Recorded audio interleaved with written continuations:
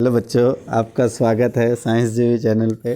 बच्चों, आज 8th class का मैथ्स का मॉर्निंग का एग्ज़ाम हुआ है और इस वीडियो में हम उसके आंसर की बात करेंगे। और जो इवनिंग शिफ्ट के बच्चे हैं जिनका एग्ज़ाम कल है, उनके लिए काफ़ी इंपॉर्टेंट होने वाली है वीडियो। तो सारे क्वेश्चंस एंड तक ज़रूर देखना। पहले सेक्शन में सारे MCQs है, तो सबसे पहले हम MCQs देखते हैं।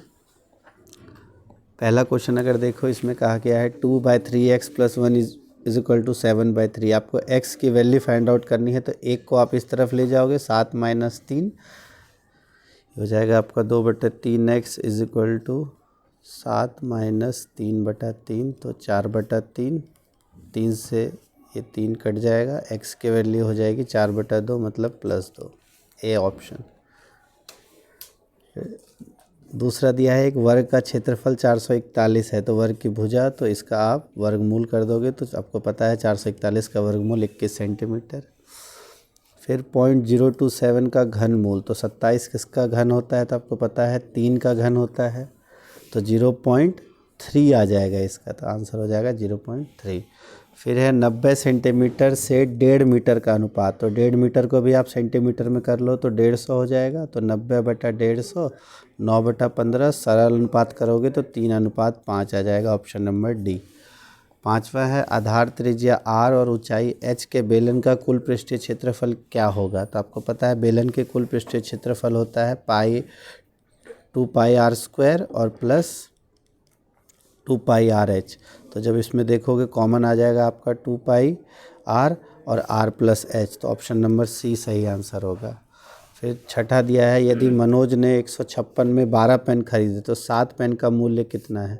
तो 156 में 12 खरीदे तो एक पेन का मूल्य कितना हो जाएगा। 156 को जब आप 12 से भाग करोगे तो देखो 12 एकम 12 और 13 रुपये एक का कीमत हो गया, 7 का कीमत होगा 13 7 91, 91। सातवां क्वेश्चन दिया है एक समानांतर चतुर्भुज जिसकी सभी भुजाएं समान है वो क्या कहलाती हैं। तो जिसकी सभी भुजाएं समान हैं वह क्या कहलाएंगी, वह होगी समचतुर्भुज। फिर आठवां क्वेश्चन, इसमें आपको 256 का वर्ग जमा 121 का वर्ग और इन दोनों के जमा का वर्गमूल निकालना है, घनमूल निकालना है। तो 256 का वर्गमूल आपको पता है 16 होता है और इसका 11 होता है, तो 16 और 11 का घनमूल प्लस 27, 27 का घनमूल हो जाएगा ऑप्शन नंबर 3। बहुत इजी पेपर था आपका, आपने अगर ध्यान से किया हो तो बहुत अच्छे से जाएगा। और इसी तरह का इवनिंग शिफ्ट का भी आएगा। क्या है, क्रिकेट टीम एक सत्र में 20 मैच खेलती है, उसमें से 25% मैच जीतती है, तो कितने मैच हारे, तो 75% मैच हार जाती है, तो 20 का 75% कितना हो गया, 15, तो इसका सही आंसर हो जाएगा 15। फिर है सर्व समीकरण का प्रयोग करते हुए 502 स्क्वायर में से इसको माइनस करना है। तो ये आप a² - b² के फॉर्मूले से जब करोगे तो ये हो जाता है a + b, a - b, और यहाँ से जब आप निकालोगे तो 502 में से 498 एक बार आपने ऐड किया तो हो जाएगा ये 1000, और फिर जब इसमें से घटाओगे आप 502 में से ये तो आ जाएगा 4, तो 4 × 1000, तो ऑप्शन नंबर बी 4000 इसका सही उत्तर हो जाएगा। फिर है 7 सेंटीमीटर त्रिज्या वाले गोलाकार शीट का क्षेत्रफल क्या है। तो जो गोलाकार शीट है उसका क्षेत्रफल क्या होता है, πr²। तो पाई की वैल्यू अगर आप रखते हो 22/7 और r की वैल्यू है 7 × 7, तो ये हो जाएगा 7 से 7 कैंसिल हो गया, 154 वर्ग सेंटीमीटर। फिर है 3 डिग्री, 4 डिग्री, -5 डिग्री और उसका मान क्या है। अच्छा, ये पावर 0 है, 3 की पावर 0 + 4 की पावर 0 -5 की पावर 0 का मान। तो आपको पता है 3 की किसी की पावर 0 या घात 0 का अर्थ होता है 1, तो इसका हो गया 1 + 1 - 1, और इन सब की घात जो है वो 0 है, तो 1 से 1 कट गया,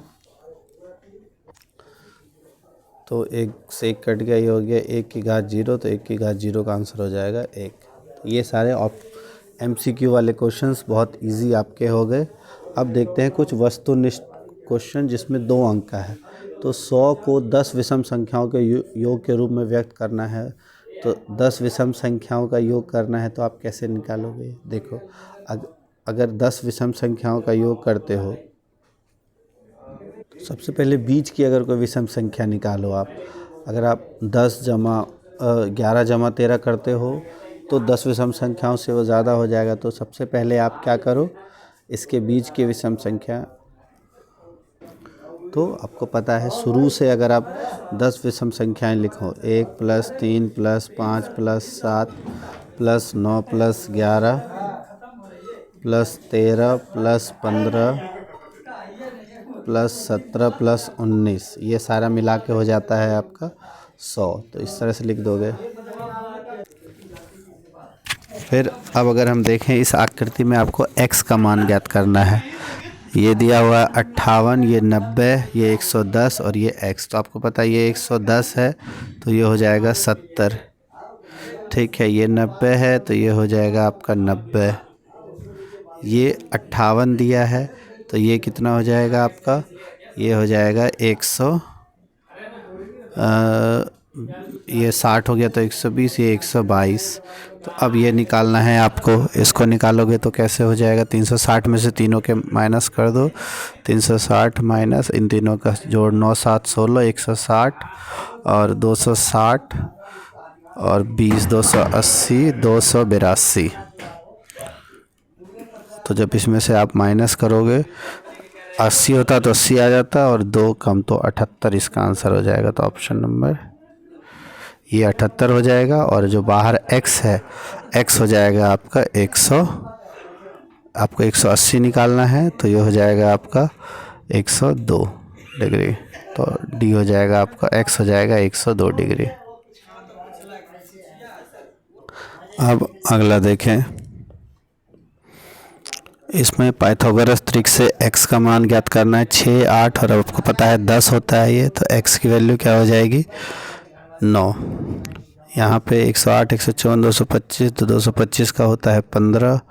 फिर उसमें 154 में आपने ऐड किया तो ये हो जाएगा 169, और 169 का वर्गमूल होता है 13। तो 13 8 121, 121 का वर्गमूल हो जाएगा 11। तो इसका आंसर हो जाएगा 11। x की वैल्यू निकालनी है तो ये देखो 3 इधर जाके 7 और 3 10, तो 1/4x जो है वो 10 के बराबर हो जाएगा। x की वैल्यू हो जाएगी 40।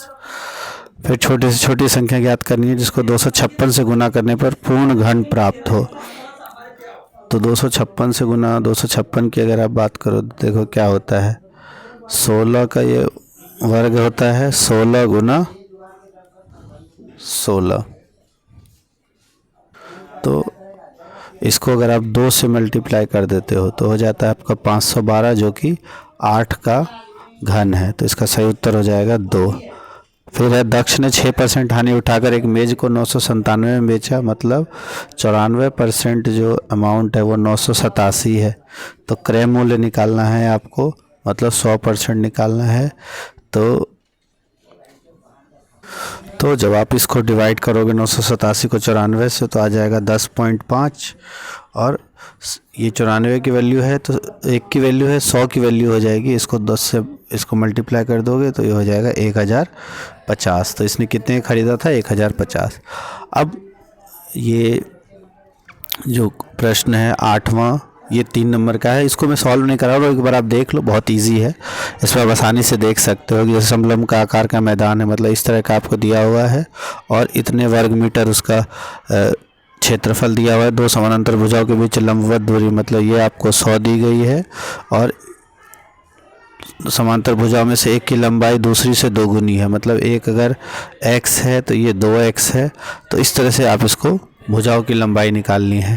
तो ये क्वेश्चंस थोड़ा सा एक्सप्लेन करने वाले, आप क्वेश्चंस देख लो और निकाल लो। अगर आप कहोगे तो हम इसको सॉल्व करवा देंगे आपको, शाम को इसको फुल वीडियो लेके आएंगे। नेक्स्ट है, रैखिक समीकरण को सरल और हल कीजिए। बहुत आसान है, इसको आप सरल कर सकते हो रैखिक समीकरण को। तो इसमें आप क्वेश्चंस देख लो, सॉल्व करने की कोशिश करना, जो भी नहीं होगा वो हम करवा देंगे। ये 10वां क्वेश्चंस था। फिर ये आपका ये 5 नंबर का ये दीर्घ उत्तरीय प्रश्न है, इसका अभी हम नहीं करेंगे, आप क्वेश्चंस देख के इसको सॉल्व कर लो। इस तरह के ही क्वेश्चंस आपके एग्जाम में आएंगे। ये XYZ का मान ज्ञात करना है। 13वें में आपको गुणनखंड ज्ञात करने हैं इसके, तो इसका बहुत आसान है, मिडल टर्म स्प्लिट करके और इसका आपको निकाल लो। फिर 14वें क्वेश्चन में आपको ये दिया हुआ है, गतिविधि कितने दिन क्या करती है, और इसमें आपको बताना है कि घंटों की संख्या का अनुपात निकालना है। विद्यालय में बिताए गए और टीवी देखने में बिताए गए। तो विद्यालय और टीवी देखना, तो विद्यालय में 6 और टीवी देखने में 2, तो 3:1 आ जाएगा पहला। फिर है गृह कार्य में किए गए घंटों की संख्या, तो वो है 1.5, और अन्य क्रियाकलाप जो है वो है 4, तो 1.5/4, तो 15/40, 5, 3/8 इसका उत्तर आ जाएगा। फिर गृह कार्य में बताया गया घंटों को पूरे दिन के प्रतिशत ज्ञात कीजिए। तो गृह कार्य में 1.5 और पूरा दिन जो है वो 6, 2, 8, 4, 12, 12, 8, 20, 4, 24, तो 24 का 1.5 जो है वो प्रतिशत निकालना है आपको। 1.5/24 ये कितने प्रतिशत होगा वो आप निकाल लो। और सोने में बिताए गए घंटे का पूरे दिन, तो सोने में बिताया गया 8, तो 8/24 कितना प्रतिशत होगा। तो इस तरह से आप इसको निकालो। पूरा सॉल्व नहीं करा रहा मैं, आप निकालो, बहुत इजी तरीके से निकल जाएगा। फिर इसमें आपको एक बेलनाकार टैंक के साथ विशेष प्रकार के ट्रक के माध्यम से लिया जा रहा है। टैंक की ऊंचाई और त्रिज्या दी हुई है आपको। बेलनाकार टैंक की त्रिज्या और ऊंचाई का योग ज्ञात करना है आपको। वक्र क्षेत्रफल और आयतन ज्ञात करना है। तो इसकी आपको त्रिज्या और ऊंचाई दोनों 7 सेंटीमीटर है। ये जो बेलनाकार टैंक है ये भी जो है ये भी आपका 7 है। ऊंचाई जो है वो 7 दी हुई है और त्रिज्या जो है वो भी 7 दी हुई है। तो आसानी से आप निकाल सकते हो, फॉर्मूले का यूज़ करके निकालो। जो भी डाउट आएगा वो फिर मैं करा दूंगा। फिर शाम को जब आंसर की आएगी तो आंसर की के साथ में इस पूरे वीडियो को सारे आंसर्स लेके आएंगे। फिर ये ग्राफ दिया हुआ है, ग्राफ में बिक्री दी हुई है। उसमें आपको पूछा गया है जैसे कि बिक्री को दर्शा रहा है, आपको बताना किस वर्ष अधिकतम बिक्री हुई थी। तो सबसे अधिकतम बिक्री किस वर्ष हुई? 2005 में। तो इसका सही आंसर हो जाएगा 2005। न्यूनतम बिक्री कब हुई थी? तो न्यूनतम बिक्री का जो उत्तर हो जाएगा, सबसे कम देखो किस में हुई है, तो 2002 में। तो इसका सही उत्तर हो जाएगा 2002। फिर आपको पूछा गया है 2005 और 2006 की कुल बिक्री बतानी है। तो 2005 में है 10, 2006 में है 8, तो 10 और 8 कुल मिला के कितना हो जाएगा? 18 करोड़। और 2 और 2004 के बीच का अंतर निकालना है। 2002 और 4 के बीच का, तो 2002 में है 4, 2004 में है 6, तो अंतर कितना हो जाएगा? 2 करोड़ का। तो इस तरीके से आप आसानी से, ये हमने पूरा पेपर सॉल्व कर लिया। जो कुछ क्वेश्चंस बचे हैं वो एक्सप्लेन करने वाले, उसको करेंगे हम नेक्स्ट वीडियो में, जो पूरा डिटेल हर एक क्वेश्चन को अच्छे से डिटेल में करेंगे। इसमें तो फटाफट हमने सॉल्व किया है, एक बार देख लो आप अपना ये। और एक इंग्लिश मीडियम में अगर आप अपना क्वेश्चन देखना चाहते हो तो इंग्लिश मीडियम में भी एक बार अपने क्वेश्चन देख लो फटाफट। और वीडियो को लाइक कर दो, चैनल को आपने सब्सक्राइब कर लिया होगा। और भी साइंस की वीडियोज़ भी आती रहेंगी। कल हम आपके लिए एक और पेपर लेके आएंगे, कल जिनका भी एग्ज़ाम होने वाला है मॉर्निंग में। तो इस तरीके का ये पेपर है आपका, काफ़ी इजी है, देख लो।